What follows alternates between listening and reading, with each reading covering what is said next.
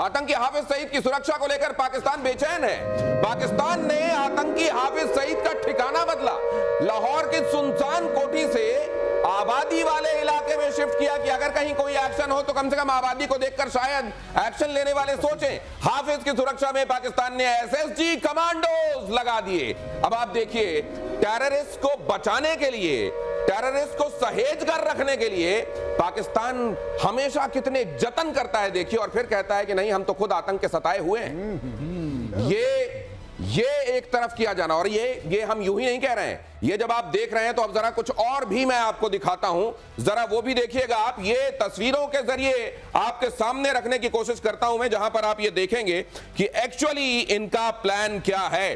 क्या ये एक तरफ आईएसआई के मुखिया को अपना एनएसए बना रहे हैं, उस पर तो मैं बाद में आऊंगा, लेकिन वहां के जो पूरी दुनिया में घोषित आतंकी हैं उनको बचाने के लिए, ओसामा बिन लादेन एबटाबाद में मारा गया था, लेकिन उसके बाद बहुत सारी रणनीति छुपाने को लेकर भी वहां पर बदली गई है। जरा उसको देखते हैं, आइए जरा यहां पर फ्लैश कीजिए, आइए बताते हैं कि किस तरीके से सुरक्षाएं बदली गई हैं।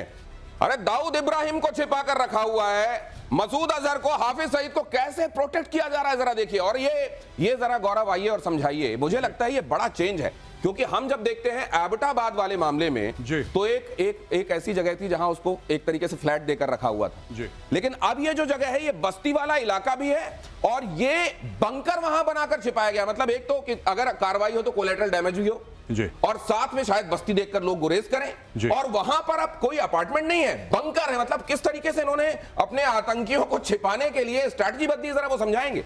आप बताइएगा कहां जूम इन करना है, जूम आउट मैं करूंगा। नहीं, बिल्कुल यही वाला इलाका है जी, ये जो गौहर मोहल्ला है जिसके बारे में बात कर रहे हैं लोग जी। अब ये देखिए ना, ये जो हाफिज सईद का घर, ये जौहर मोहल्ला है, ये सॉरी, तो ये वाला जो इलाका है, और अगर आप पूरे इलाके को देखें, मतलब हाई डेंसिटी वाला इलाका है, यहाँ पे पॉपुलेशन बहुत ज्यादा है, यानी कि कोई भी अगर आएगा लोग आराम से, अच्छा जो हाईली डेंसली पॉपुलेटेड जो इलाके होते हैं उसकी खासियत होती है कि वहां पे रात दिन आवागमन चलता है। फेमिलियर लोग जो वहां के रहने वाले होते हैं, यानी कि कोई अनजान शख्स 2 मिनट में पहचाना जाएगा। ये देखिए साहब, ये मस्जिद है, यानी कि मस्जिद में भी लोग हैं। ये मस्जिद किसके कंट्रोल में है? मस्जिद इनके कंट्रोल में है। ये मदरसा जो है किसके कंट्रोल में है? हाफिज सईद के कंट्रोल में है। और ये जो रिहायशी इलाका है, ये कौन है? यहाँ पे पूरी इनकी टीम रहती है और बंकर इन्होंने यहाँ पे बना रखा है जो उनका घर है। तो यानी कि ही इज प्रोटेक्टेड। आईएसआई और एसएसजी स्पेशल सर्विसेज ग्रुप जो है पाकिस्तान आर्मी का, उसके कमांडो डिप्लॉय कर रखे हैं और ये लोग प्रोटेक्ट कर रहे हैं। अच्छा ये बताइए कि ये तो यहाँ पर आकर छिपा हुआ है, हाँ जी, असीम मुनीर कहाँ छिपा हुआ है? Why is he missing in action? अब देखिए, आप 7 दिन पहले परेड के लिए गए थे, वो अभी तक आए नहीं है। 7 दिन से परेड चल रही है। वो परेड करते करते कहीं लंदन या कहीं और तो नहीं निकल गए? क्योंकि घर वालों को तो परेड कराई थी उन्होंने बाहर के देशों में। जी, घर वाले पहले भेज दिए थे इन लोगों ने अपने जितने, और सिर्फ आसिम मुनीर नहीं, इनके टॉप 3 स्टार जनरल्स ने, लगभग सभी ने, सबके घर हैं बाहर और सबके बच्चे और सबकी बीवियों के डुअल नेशनैलिटी है, कोई ब्रिटिश सिटीजन है, कोई अमेरिकन सिटीजन है, पाकिस्तान का लॉ अलाउ करता है डुअल सिटीजनशिप। सब लोगों ने अपने लोगों को बाहर भेज दिया पैसे, डॉलर, जेवर लेकर। ये पैसे, डॉलर, जेवर लेकर अगर उनको वहां, ये देखिए आप, ये वहां की फौज है। ये इसीलिए कहा जाता है कि बाकी जगहों पर किसी एक मुल्क के पास उसकी सेना होती है और यहां पर एक सेना के पास उसका मुल्क है। ये कितना बड़ी आयरनी है। और वहां की आवाम को इतने सालों में, इतने दिनों में ये समझ में नहीं आया कि क्या खेल हो रहा है। ये बहुत बड़ी आयरनी है दिनेश। एक बार इन्होंने, आपने इनकी मीडिया सुना होगा कि ये बनिए वर्ड का इस्तेमाल किया था हिंदुस्तान, ये बनिए, असली बनिए तो ये हैं। 1.5 लाख करोड़ का बिजनेस करते हैं, ये आर्मी बिजनेस करती है। ये आर्मी बनी वाली आर्मी हो गई है। नहीं तो ये तिजारत के लिए है कि प्रोटेक्शन के लिए? प्रोटेक्शन के लिए कहाँ। और ये सारा पैसा अपना जो है विदेश में भेज देते हैं। आप किसी जनरल को उठा के देख लीजिए, उसके बच्चे यहाँ नहीं पढ़ते हैं। उसके रिटायरमेंट के बाद आपने किसी को देखा अपने देश में रहते हुए? ये किस तरह की देशभक्ति है? और देश को लूट रहे हैं ये। सर एक चीज और, ये इसी नक्शे के हवाले से, ये नक्शा एक बार और डालिए डीजीपी सर, आपसे मैं ये जानना चाहता हूं। देखिए मस्जिद, मदरसा, अमूमन इन जगहों का देखिए, जब नाम रखते हैं तो लश्कर तैयबा, जैशे मोहम्मद, ताकि उसमें वो जो फील आए ना, वो धर्म वाला फील आए, मजहब वाली फील आए। और देखिए मदरसे और मस्जिद का इस्तेमाल असल में किस तरीके से किया जाता है वो भी देखिए आप। ये इनकी हकीकत है सर। दिनेश जी, ये 36 साल मैंने इसको फर्स्ट हैंड देखा है। ये इलाके ऐसे होते हैं, इनको यहाँ होता है कम्यून लिविंग। अगर मैं आपके आंख पे पट्टी बांध करके कुछ ऐसे इलाके में पहुंचा दूं, आप ये समझ नहीं पाएंगे कि कम्युनिज्म आप कहाँ पर है, बांग्लादेश में है, पाकिस्तान में है या हिंदुस्तान में है, और उसका उद्देश्य होता है, ये कोई इत्तेफाकन नहीं।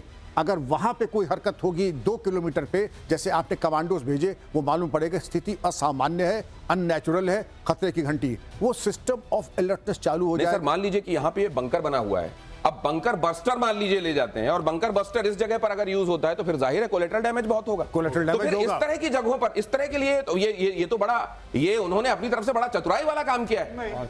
नहीं, शिखंडी आगे कर दिया इन्होंने, शिखंडी आगे कर दिया, शिखंडी आगे कर दिया। ये क्या गौरव आप असहमत हैं? जो आप कह रहे हैं ना कि collateral damage, line of control के पार जो विलेजेस हैं, पाकिस्तानी आर्मी गांव के बीच में तो उनकी गन पोजीशन है। ये तो पाकिस्तानी आज से नहीं है, जब मैं था फौज में 1998 में, when I was there in the army along the line of control 98-99 में, तब मैंने यही देखा था। हमारे बिल्कुल पार जो गांव थे, पुंछ इलाके में था मैं लाइन ऑफ कंट्रोल पे, तो जो पीओके में गांव थे, ऑक्यूपाइड एरियाज जो हैं, पाकिस्तान ऑक्यूपाइड कश्मीर, वहां पे गांव थे, उनके बीच में उन्होंने अपनी मीडियम गन्स लगा रखी थी कि अगर हम फायरिंग करेंगे वो हमारे ऊपर गोलीबारी करेंगे। जब हम उनके ऊपर गोलीबारी करेंगे, जिसको फौज में काउंटर बॉम्बार्डमेंट कहते हैं, तो गांव में गिरेगी, फिर दुनिया के बारे में रोएंगे कि साहब ये गरीबों को मार दिया। अब ये देखिए अगर ये जिसको कहा जा रहा है कि शिखंडी को आगे कर दिया, क्या किया जा रहा है ये देखिए, और यहां पर किस तरीके से बचाने की जुगत लगाई जा रही है इन आतंकवादियों को। और मुझे ये लगता है कि अभी 9 तारीख को, अब जैसे मौलाना मसूद अजहर ये भारत की जेल में था, आप जानते हैं कंधार के बाद इसको छुड़ाकर ले जाया गया। ये मसूद अजहर को लेकर बड़ी खबर आपके सामने रख रहा हूं। आतंकी मसूद को बहावलपुर में ISI के सेफ हाउस में छिपाया गया, जैश के आतंकी कैंपों से भी आतंकियों को शिफ्ट किया गया है। ये इसके बाद मुझे लगता है किस मुंह से ये दुनिया से ये कहते हैं कि नहीं हम तो खुद आतंक के सताए हुए हैं, और आप एक काम करो, हमको मदद देते रहो, जिसको आप भीख कहते हैं। जी देखिए, इनका ये कहते हैं कि हमारे 80,000 लोग मार दिए। ये पाकिस्तानी अक्सर ये कहेंगे, जब भी आप बात करेंगे ना आतंकवाद की, तो कहेंगे साहब हम खुद आतंकवाद के सताए हुए हैं, हमारे 80,000 लोग मर गए। Fact of the matter is, ये 80,000 लोगों को मारने के लिए इन्होंने अमेरिका से पैसे लिए हैं। तो जब आपने पैसे पकड़ लिए करीब $35 अरब, फिर आप रो क्यों रहे हैं? अमेरिका ने आपको पैसे क्यों दिए थे?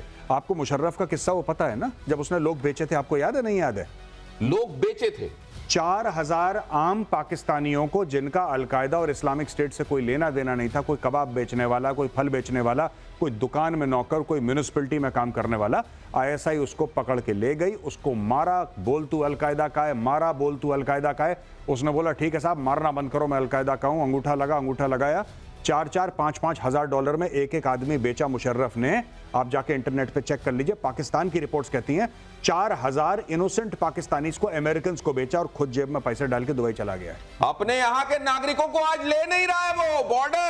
बॉर्डर पर, अटारी पर पहुंचे हुए हैं लोग, क्योंकि जिनका वीजा खत्म हो गया उनको जाना था, टाइम जब खत्म हो गया तो सरकार ने खुद ले जाके उनको वहां खड़ा किया कि भाई इनको ले लो अंदर। कहा जा रहा है कि ऐसे लोग करीब 50 तो वहां पर वेट कर रहे हैं कि भाई बॉर्डर खोलो, हमको अंदर ले लो। कह रहा हम नहीं पहचानते। अगर ये बेचने वाली बात है तो ये उसमें स्टैंप भी लगाती है कि उनके लिए अपने नागरिकों की जान कितनी मूल्यवान है। हमले के डर से भागा पाकिस्तानी आर्मी चीफ। जरा देखिए, पाकिस्तानी आर्मी चीफ हसीम मुनीर का आता पता नहीं, रावलपिंडी के आर्मी हेडक्वार्टर में नहीं है हसीम मुनीर के परिवार के साथ विदेश भागने की खबर। क्या ये संभव हो सकता है विक्रम सर? आपको लगता है ये हुआ होगा? हो सकता है चला गया हो, भाग गया हो। बिल्कुल, आप याद करें कल हम लोगों ने डिस्कस किया था, जनरल आगा मोहम्मद याहिया खान शराब पी रहे थे, नूरजहां की गजलें सुन रहे थे, और वहां बांग्लादेश निकल गया। और जब कहा बोलने को तो शराब के नशे में लार टपक रही, और वो कह रहा है मेरे अजीज हम वतनों, एक जंग हार जीतने के लिए छोटी मोटी शिकस्त होती ही है। मतलब जो नशे में है, जो मूर्छित है, जो हिप्नोटाइज है। शराब तो हराम मानी जाती है ना।